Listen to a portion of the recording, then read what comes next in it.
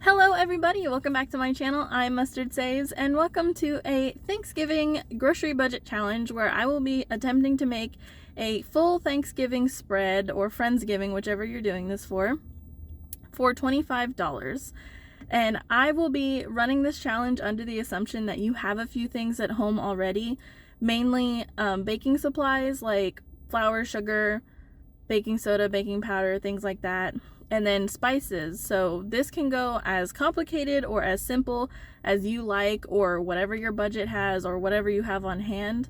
So whatever I use to season my food, and everything that I'm making today can be made with salt and pepper at the bare minimum.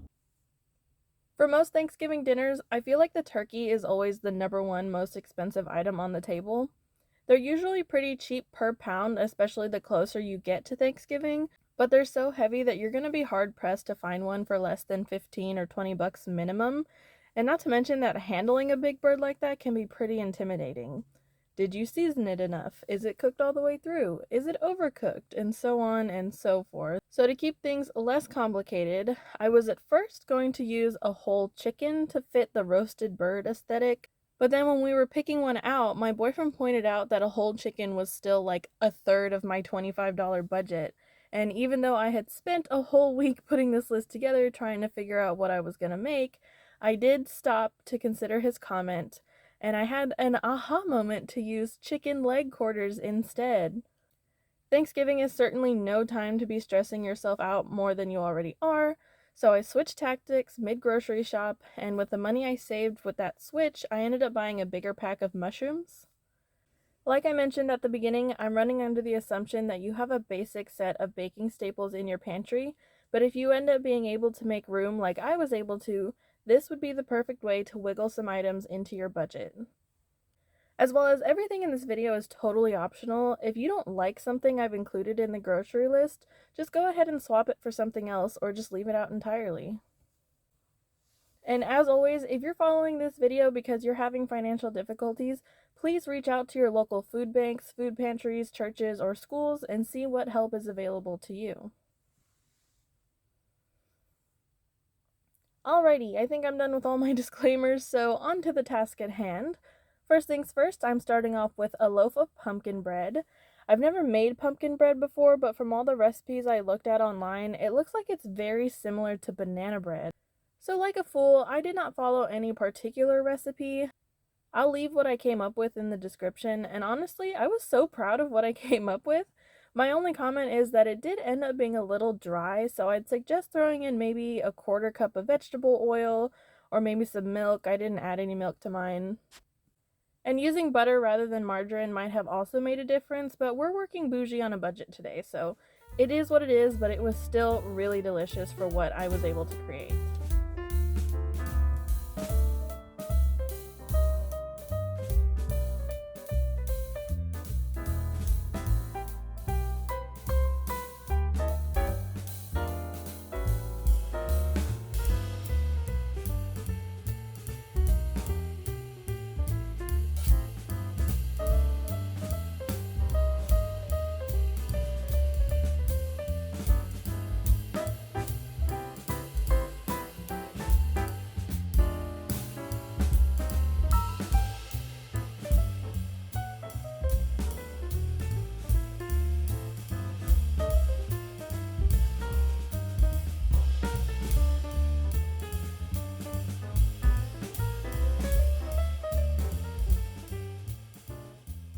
For my dressing, my grandma always made a cornbread stuffing using yellow cornbread.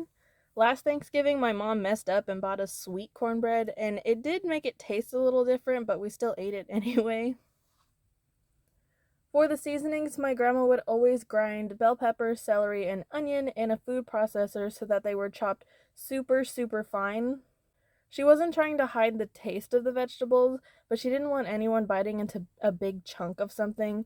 So while my cornbread was in the oven, I got all of those veggies going on the stove. This is going to help draw out a lot of the water from inside the vegetables, as well as give them some extra flavor from cooking them.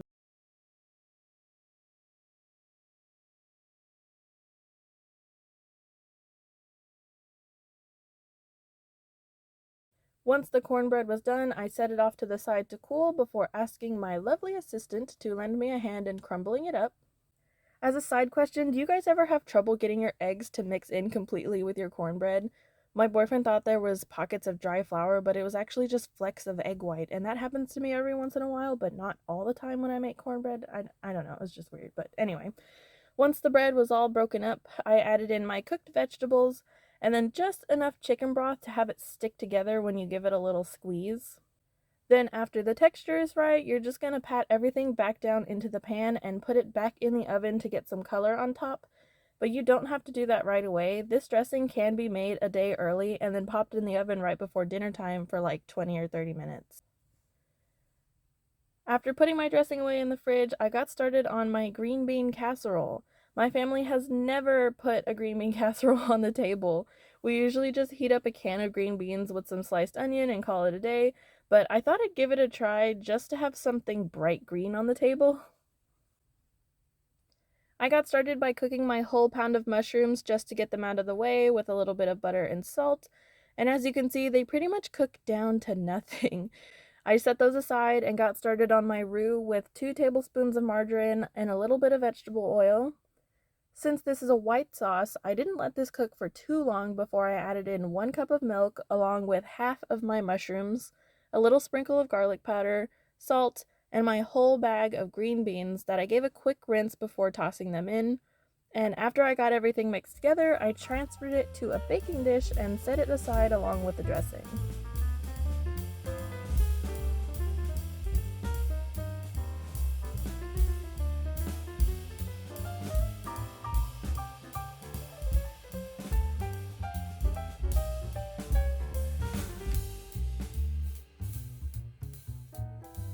For my crispy fried onions, I thought I'd be slick and make my own fried onion by slicing super thin strips of onion and tossing them in a very thin batter of just flour, milk, and salt. And as you can see, I don't fry things very often. My oil was way too hot and I had to take a second to compose myself. I'm really proud that I didn't panic, but yeah, you'll certainly never see me trying to fry a whole turkey for any holidays anytime soon. When I finally got my oil under control, I just went ahead and finished frying up the rest of my onions, and then I got started on my chicken. I left a stick of margarine out on the counter until it was softened, and then I added in some rosemary, thyme, salt, the zest of my lemon, and you don't see it till later, but I did decide to add in some chopped onion as well. And then for the chicken itself, I got out the biggest sheet pan I have at my disposal, and I was able to fit 6 good-sized chicken leg quarters on it, and surprisingly, this was like a third to a half of the bag.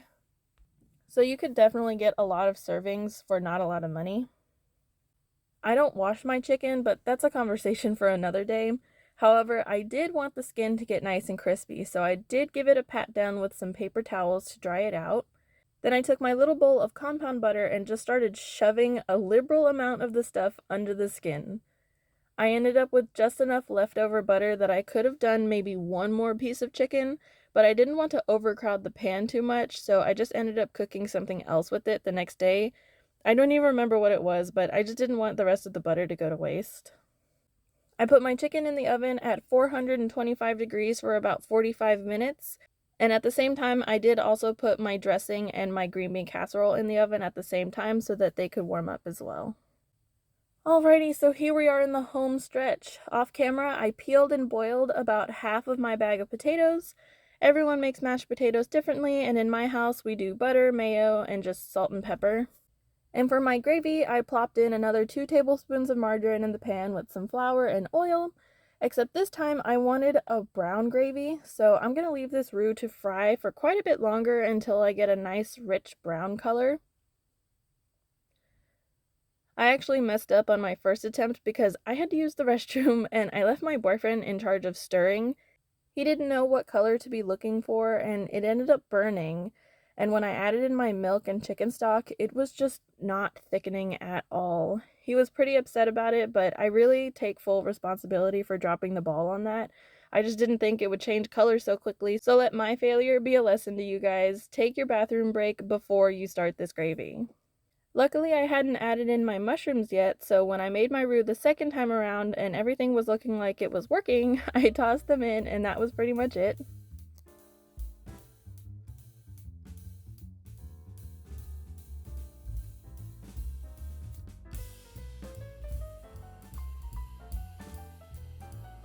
I was serving everything at a real Friendsgiving, so I'm sorry I don't have much footage, but here's a quick look of what everything looked like on a plate, and as you can see, I had a ton of dishes to do. Guests gave me positive reviews and nobody left hungry, so I'd say this was a crowd success. Overall, I have half a bag of chicken left, half a bag of potatoes, and 7 eggs left over. The eggs could have been made into deviled eggs, but I was so tired that they just became egg sandwiches the next morning. And yeah, that's about it. Sorry for the rushed ending, you guys, but I promise everything was super tasty. As always, if you have any questions, please leave them down in the comments, and I'll see you guys in the next one. Goodbye!